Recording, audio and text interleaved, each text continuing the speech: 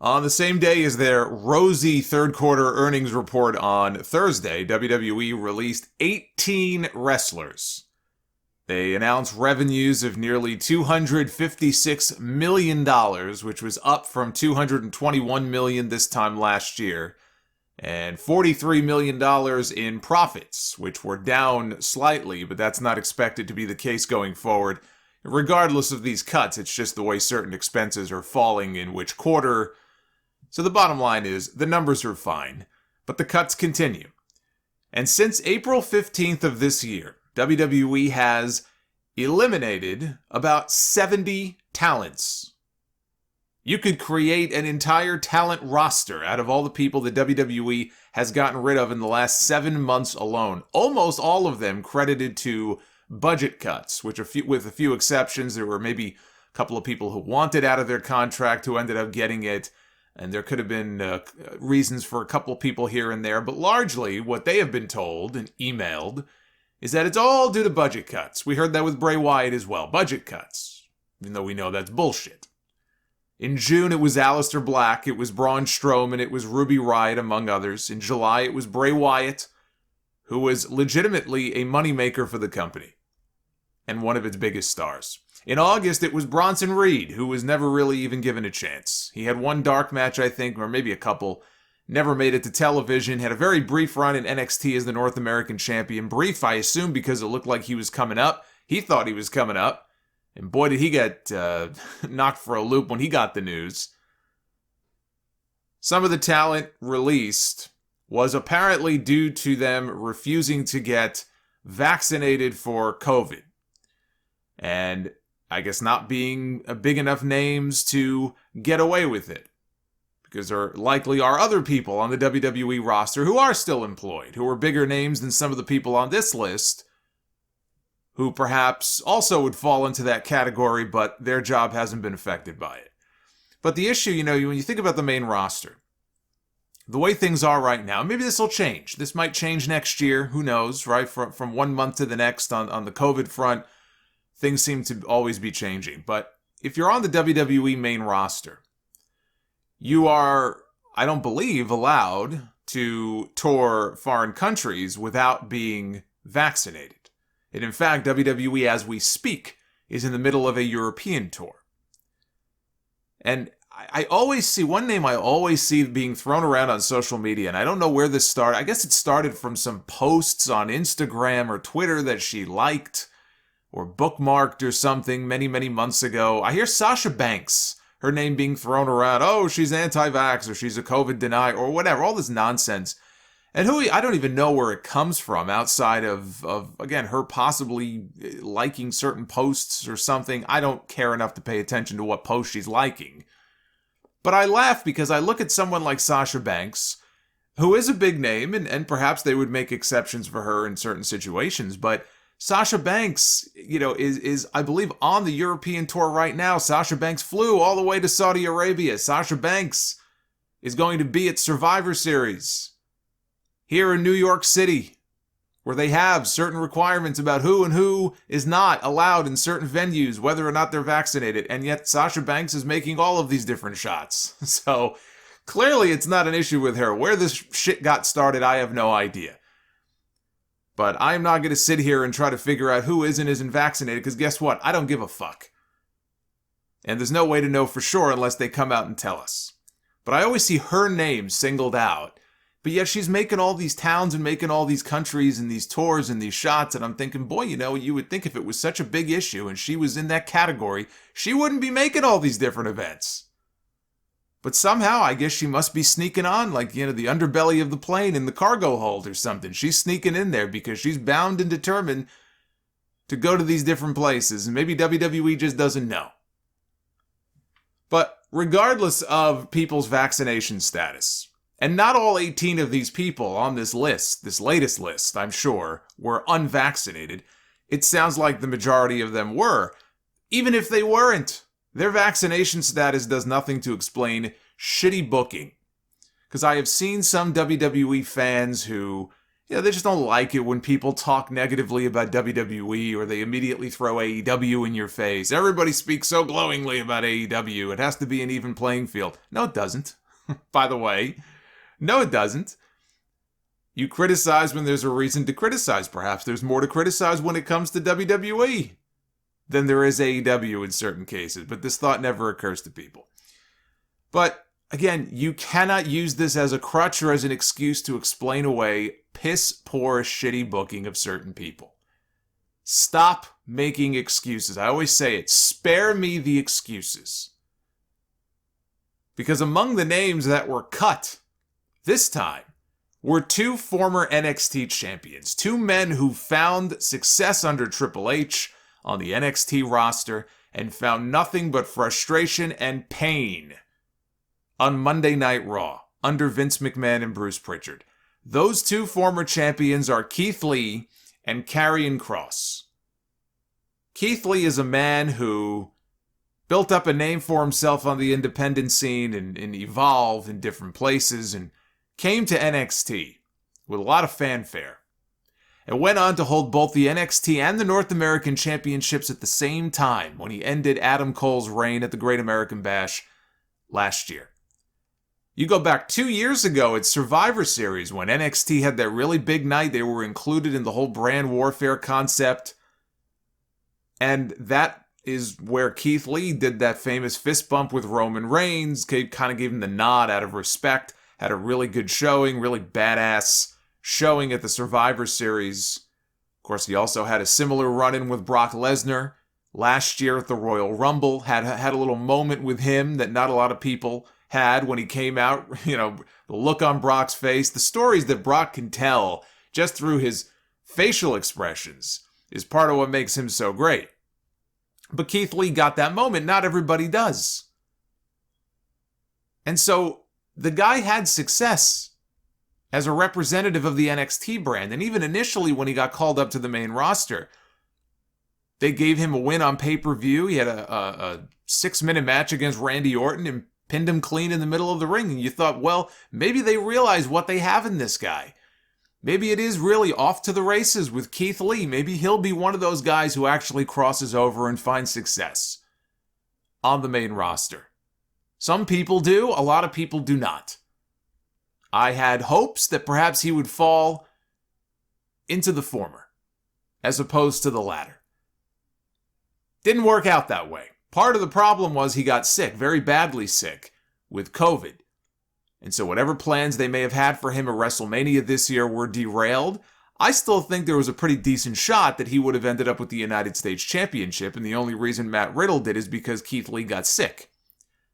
But we'll never know. But he got sick, and he was out for many, many months. Almost died. He has shared the story publicly. And so he came back, and he was trying to get his win back and trying to get back in ring shape while they tried to figure out what to do with this guy. You look at a guy like Keith Lee. It shouldn't be that hard to figure out how to use somebody like him. What they were doing with him in recent weeks on TV is actually a great way to use Keith Lee. Forget the goofy name, forget the costuming and all the bullshit and the cartoony aspect of it. Keith Lee was going out there over the last 2-3 weeks. I mean, he wasn't on TV this week. And now we know why. But the last few weeks, we saw glimmers of what Keith Lee could go on to become. Big E right now is the babyface WWE champion, and Keith Lee easily could have been built up as a challenger in the next few months to the WWE Championship. He could have won the WWE Championship. I think the only thing that he was missing, and it's not a matter of he can't speak, but I think the one thing that he was missing was a really good manager. Because Keith Lee, the Keith Lee we've been seeing shouldn't be saying much. Let him be the strong, silent type who goes out there and throws guys around. If they could have found in another bygone era of wrestling, someone who could have been plugged into that managerial role to do the talking for him. And I'm not talking about Adam Cole, but the idea of him having a manager is not a terrible one. I think he easily could have been at the top of the food chain on Raw, and he could have been WWE champion. He could have had a legitimate run for himself on the main roster and would have been believable in the role. But he never had the chance. They never figured out what to do with him. So Vince McMahon said, well, I have a great idea. I know what we'll do. We'll give him a nickname. We'll call him Bearcat. And we'll put graphics on the screen that says Keith Lee clawing his way to Monday Night Raw. And we'll change his theme music and we'll put growling noises in there. I mean, think about what they did with Keith Lee for all that worked with him in NXT. Even the music when he came up, they changed his music. And maybe that had more to do with the whole, CFO situation and they were trying to phase down music of theirs from NXT. But, this poor guy gets caught in the crossfire here because he had great music. They changed that. They changed his attire. They put him in a fucking singlet when he first came up. It's this whole idea of we have to make changes. I always heard if it ain't broke, don't fix it. But apparently that mantra doesn't really apply in WWE. They have to put their kind of stamp on it, on the main roster. And Keith Lee has since come out and said that the whole Bearcat idea was not his, which a lot of us already knew. We knew exactly where it came from. It was never a case of him, out of nowhere trying to pay tribute to Bearcat Wright, who I'm sure he has a great deal of respect for. Bearcat Wright, first African-American champion in wrestling. Talked about Bearcat Wright in some of the history segments right here on this very podcast. Bearcat Wright goes back to the 50s and the 60s. And I said this on my stream the other night. My God, Keith Lee, for as many years as he's been in the wrestling business, even before he came to WWE, in all of his time in NXT, and even when he initially came to the main roster, I never heard a fucking single word about Bearcat Wright. And one day, as they're trying to figure out what to do with this guy, all of a sudden, not only is he being called Bearcat Wright, but they're leaning heavily into the whole cat thing with the claws and the roar and everything else. And I was only half joking last week when I said soon he's going to be coming out and they're going to put a fucking litter box next to the ring. It's going to smell like cat piss if you sit in the first 5 rows. Of course, it wasn't his idea. It was Vince McMahon's idea because in his mind, well, this isn't working. We have to gimmick him up. Karrion Kross.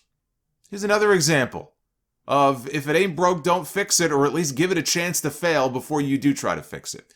Karrion Kross got his release as well as Scarlett Bordeaux, who we never even saw on the main roster.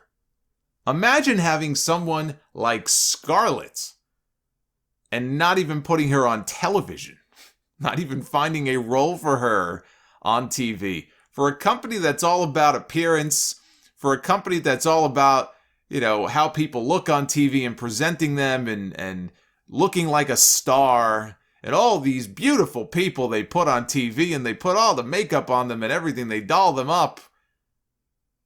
To have someone like Scarlett Bordeaux under contract working for your company and you can't figure out what to do with her, then you have a problem.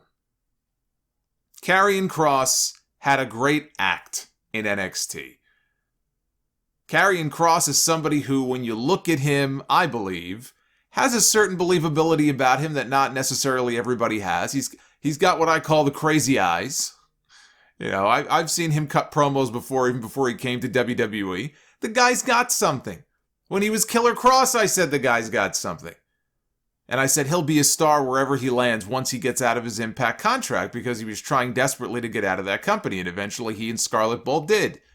Scarlett got out first, and then Kross got his release, and he was a free agent, but not for very long because Triple H saw the same thing that a lot of people saw. This guy could be a star. I want to sign him. I want to bring him in. And so they brought him in, and yes, he's not going to go in there and he's not going to have matches like Ricochet, and he's not going to have matches like Kenny Omega and people like that, and Bryan Danielson. He's a brawler. He's got size to him. He's got presence about him. He looks like a killer.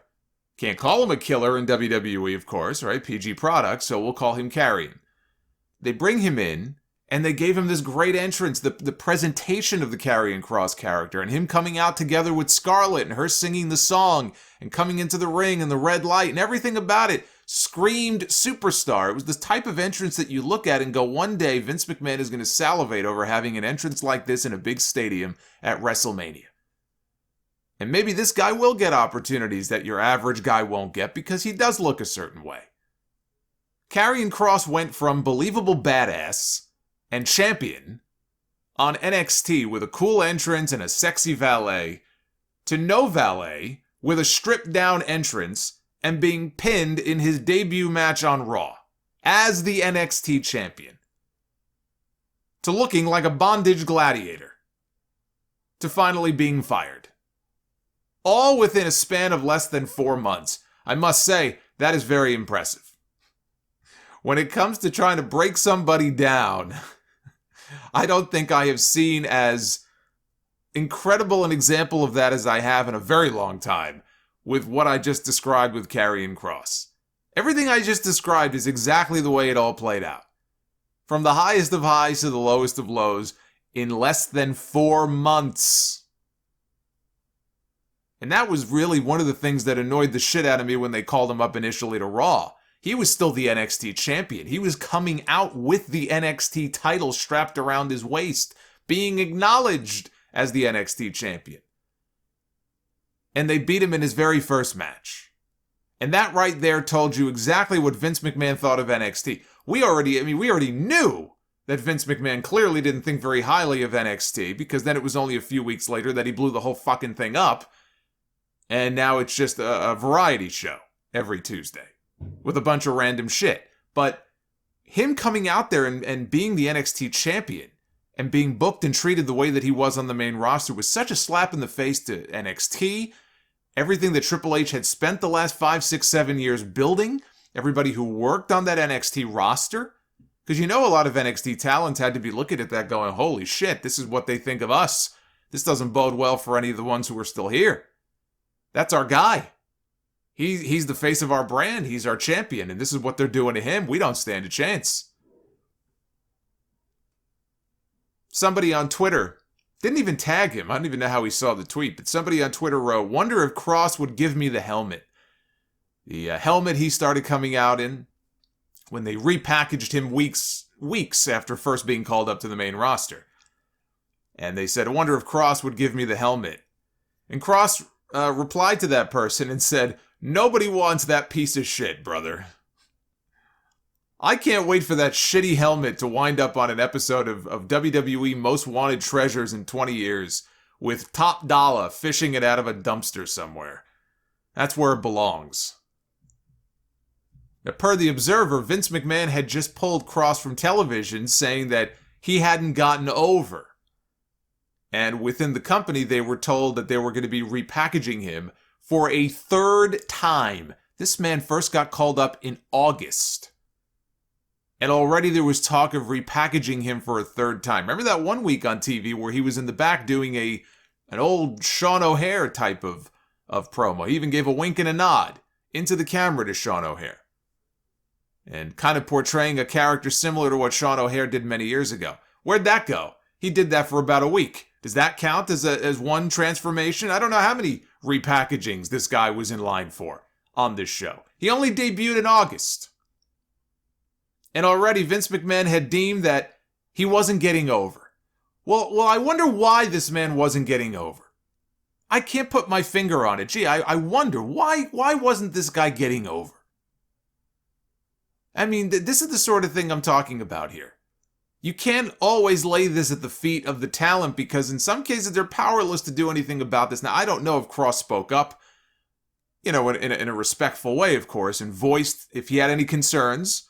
Here he is on Twitter calling the helmet a piece of shit. You have to know that this guy wasn't exactly thrilled about the way he was being used on the main roster. Did he articulate that to anybody? Did he ask to speak to Vince McMahon about that? Maybe we'll find out one day when he does that shoot interview, which I very much am very curious to listen to. It's going to be very interesting to hear what he has to say about that.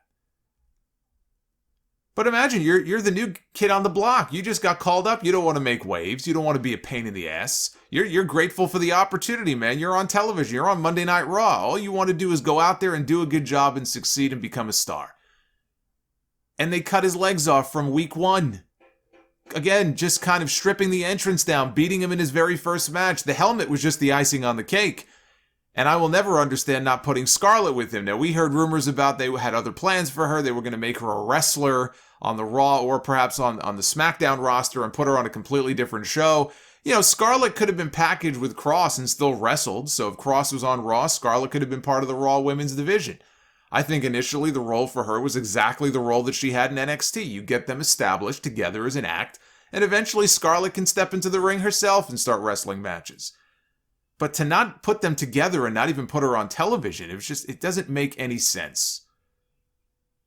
And yes, Keith Lee and Karrion Kross, for their careers, it's better for them to go off and go work other places and do other things, because clearly they were going nowhere in this company. But it still is aggravating, because it's not as if when I saw these guys in NXT, I was saying, God, I wish they would go to AEW. God, I wish they would leave this company. My only thought is I want to see these guys go on and become stars, because this fucking company needs more stars. They need new faces on television that actually get over and can be in the main event picture. They need that. Here are two former NXT champions who could have been that. I want to see them get over and succeed. And it's frustrating when they're not even really given a chance. And so then you have people clamoring to see them go to AEW or go to Impact, or maybe not Impact, but go to New Japan or some other company and get over there and kind of throw it in their face. But it shouldn't even be a situation like that. It shouldn't even get to that point. Fightful Select says the reboots of Keith Lee and Karrion Kross were not their ideas. WWE had looked at Scarlett as a wrestler on Raw or SmackDown, but she was quickly sidelined. And there were several people that pushed for her to be paired with Kross, but it never happened. Backstage rumors swirled of Kross getting heat within the company, but still several people tried to plead about the direction of his booking and his character. There were plans to adjust his character once more, but most within the company pointed to the booking as the issue and not the character. Something that I do on this show each and every single week. Because it is plain as day, all you have to do is watch the shows. And you see what the issue is. You see where the problem lies. You don't need backstage rumors and reports to tell you this. But to hear it confirmed from a source like Fightful, which is reliable, to hear that there are people who work behind the scenes in this company who see things the exact same way that we do, because they're not dumb. They see what's going on here. And again, they're powerless to do anything about it, because even the ones maybe who do speak up, nothing ever changes. Because they don't make the final decision. How many more careers are going to be ruined by this man? How many more careers are going to be ruined by people who do not know what to do with them? Nia Jax was released this week. There's something I didn't expect to come on here a week ago and report. Nia Jax was let go, and she later on issued the following statement on her Instagram page. I usually keep my personal life private, but yesterday's reports leave me with no option but to clarify matters. I recently took a short leave of absence from WWE for a mental health break. I've been working through so much, more than I can share, and so I took some time with the full support of the company to take care of myself. Earlier this week, after WWE sent me my schedule to return to the ring for the November 15th show, I asked for an extension to my mental health break, feeling that I needed more time and hoping I would have the ongoing support of the company that I have given my all for the past 7 years. I did not receive a response. The next I heard, I was being released. My vaccination status was never mentioned. I was not given any choices or options. It breaks my heart to be so abruptly let go without consultation when dealing with so much privately. I loved my career at WWE. I love the men and women I work with, and I'm going to need time to process this huge loss. I appreciate those people who have shown understanding and compassion during an incredibly difficult time. Now, I don't know what mental health issues she is going through, and I hope she works through it all and comes out better for it on the other side. But I will say what I said the other night. Nia Jax had no business being on the main roster. Nia Jax was called up way too soon. She was not ready to be on the main roster when she was initially called up. And over the years, she has not gotten all that noticeably better. And there are multiple instances of her either hurting people or almost hurting people or just sloppy shit that goes down in some of these matches that just makes you think, my God, she's going to kill somebody in there one day. We have had multiple instances and multiple examples of this. And what would have been great for Nia Jax, I think, is to have her go back down to Orlando, to have her back at the PC, trying to improve and hone her craft and get better, and then eventually make a main roster return. That is what I have said before. I stand by that. That is how I feel.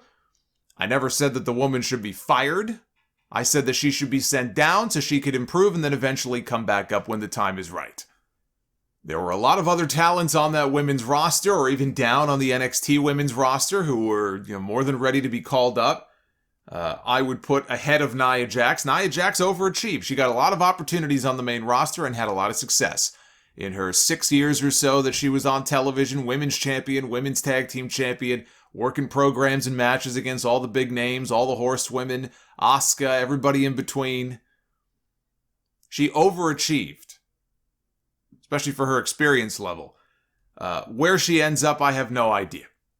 But obviously it caught her by surprise. She didn't see this coming, and she's not very happy about being let go. B-Fab, another woman who got released by WWE this week. Hit Row is barely on television a month and already is down a member. It came as a shock because the belief is that she had just signed a new main roster contract in the last several days. Remember the comment I made on the podcast when I expressed my concern for the future of Hit Row when we found out that they were going to be called up to the main roster? And I made a comment, Vince McMahon is going to take one look at this woman. He's going to go, what the fuck is a B-Fab? That may be what happened here. Vince McMahon took one look at this group and their names on a piece of paper and said, B-Fab? What the fuck is a B-Fab? And then apparently didn't like what he saw, and that was the end of B-Fab. And so now Hit Row is down to 3. Now B-Fab had a match on NXT. Might have been her last match on NXT before they all kind of came up to SmackDown. She did not look good in that match. I think it was her against Elektra Lopez. I didn't think either one of them, frankly, looked all that great in that match. But it was very clear from watching her in the ring that B-Fab is very green. She's very inexperienced. We didn't really hardly ever see her wrestle on NXT. In fact, that might have been the first time that I saw her wrestle on that show. So in the ring, she had no business being on the main roster yet because she wasn't ready. That's what NXT is supposedly there for, especially now that they've gone back to making it full-on developmental. It's the perfect place for someone like her to improve and get better and get more reps and get more matches in. It's tough because with COVID and everything, NXT just completely stopped running those Florida loops. Otherwise, she might have been able to go out there and actually wrestle real matches in front of people for a while before she got the call-up. But ever since COVID hit, they stopped running those local shows.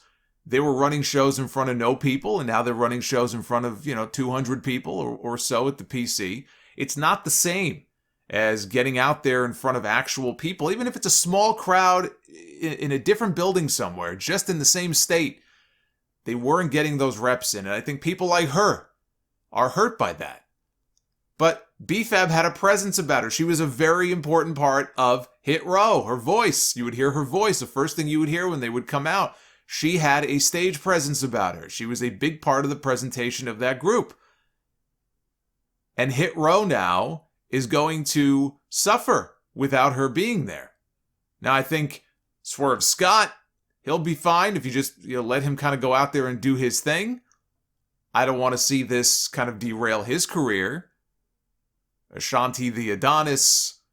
But already, this new act they call up to television. Barely on television a single month. And they've already eliminated one member of the group. Ember Moon. Gone from WWE. She tweeted, "All I can do is laugh." She goes from NXT to the main roster. Back down to NXT. She had some injury issues along the way.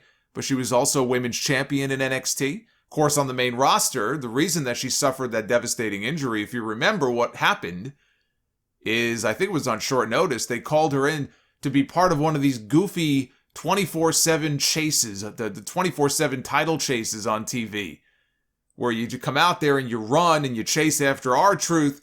And as she was running back through the curtain, I guess maybe somebody was standing there that she wasn't expecting. She was running too fast. She had to try to stop herself. And she tore her Achilles, and she thought her career was going to be over. It was a devastating injury.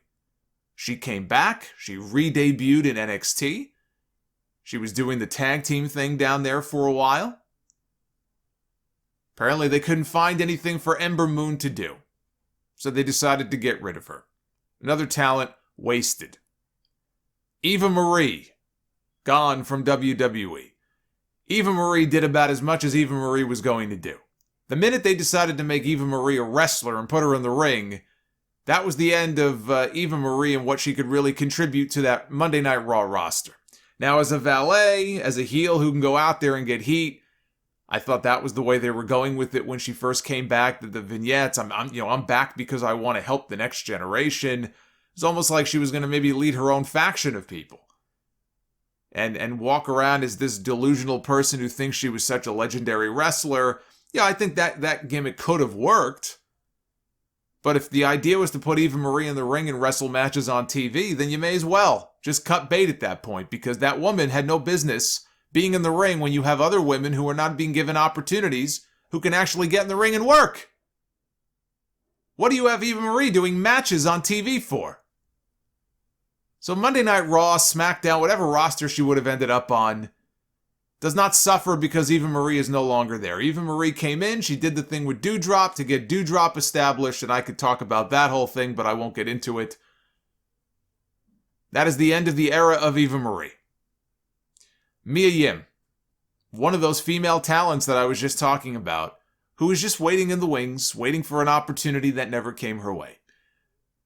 She was going to make an appearance in the Women's Royal Rumble match this year, chose not to because she wanted to stay home and tend to her man, Keith Lee, who was very sick with COVID. So she missed an opportunity to be in the Women's Royal Rumble. She ended up, I believe, getting COVID herself, but has long since gotten over it and has just been sitting at home, I guess, doing nothing, twiddling her thumbs, waiting for a phone call telling her to come to TV and come to work. Or maybe she's been sitting in the back and catering, enjoying all the fine foods and all the great cold cuts they have back there. Whatever it is, she should have been in the ring. She should have been on TV. The one idea they did have for her, Retribution. What a wonderful idea. Their great idea for her was to put a mask on her, have her part of this, one of the worst angles that they have come up with creatively in many years on WWE television. And then on that one episode of television, start convulsing like she was going into some sort of epileptic shock. Remember when they had her doing that on TV? That might have been the last time we even saw her on TV.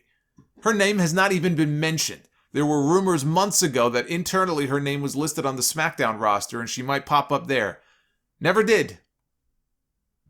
Again, wasted potential in a women's division that really could have used somebody like her. Harry Smith, the son of the British Bulldog, Davy Boy Smith, was signed months ago, earlier this year.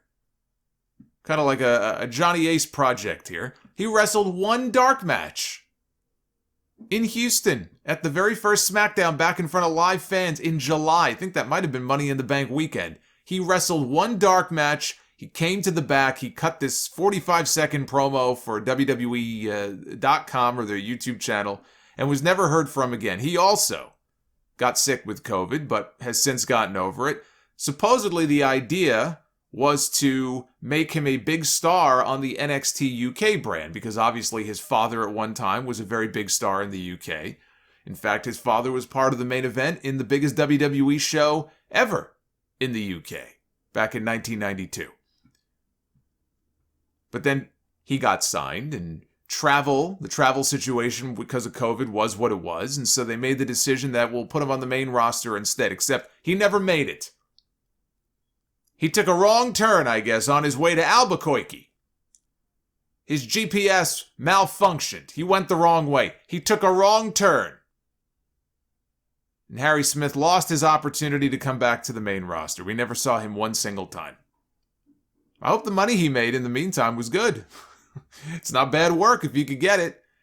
Get paid to do nothing.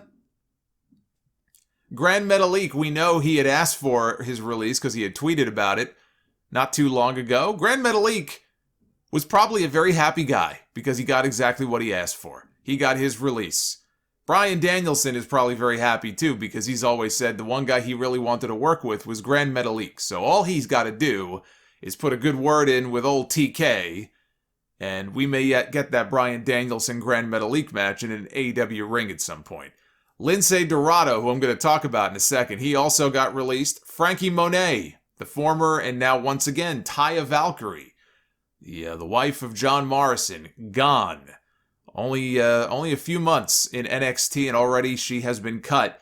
She tweeted saying, "I'll say the hardest thing for me to process after being released is realizing the amount of people that lied to me. Some of y'all should be ashamed." And perhaps one day we'll find out what those lies were. Someone who, yet again, this is a recurring theme that you hear me talking about here, never really was given an opportunity. I don't know why she went to NXT in the first place. She had enough experience under her belt to go right to the main roster. And in fact, I would have finally, at that point, because Miz and Morrison were still a thing at that point, I would have started the Miz and Morrison split then, and I would have put Monet with Morrison. And again, she could have wrestled and did her own thing as well. I'm not saying she should have just been a valet and nothing else. But those two were great together, very entertaining together on TV when they were together on Lucha Underground.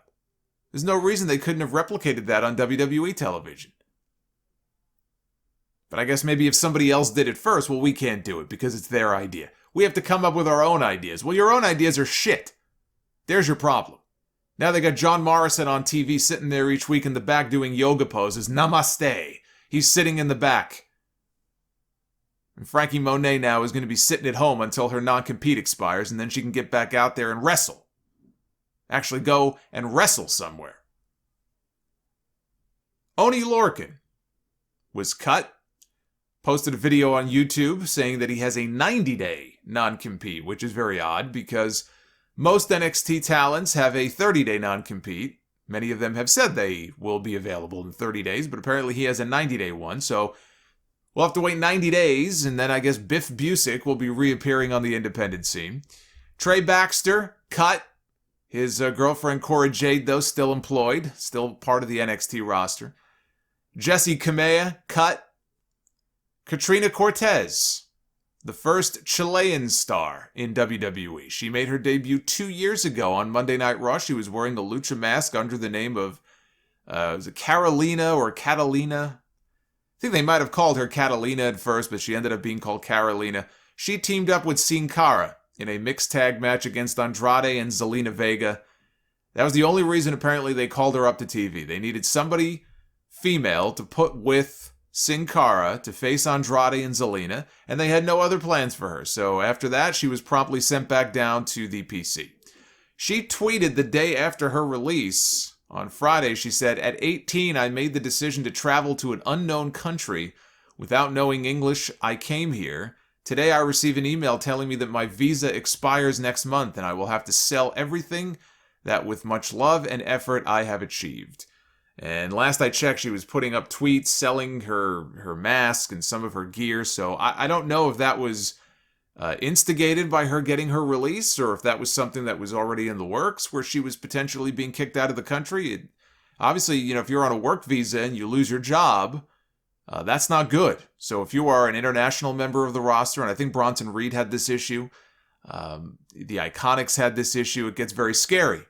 Where your work visa is for a very specific, as I understand it, it's for a very specific either company or occupation. It's not like you can just say, well, just go work at fucking CVS or something until you find another job in wrestling. It doesn't work that way. I think it's a very narrow definition of what they're here for and what they're here to do. So when you lose your job, it can be very scary.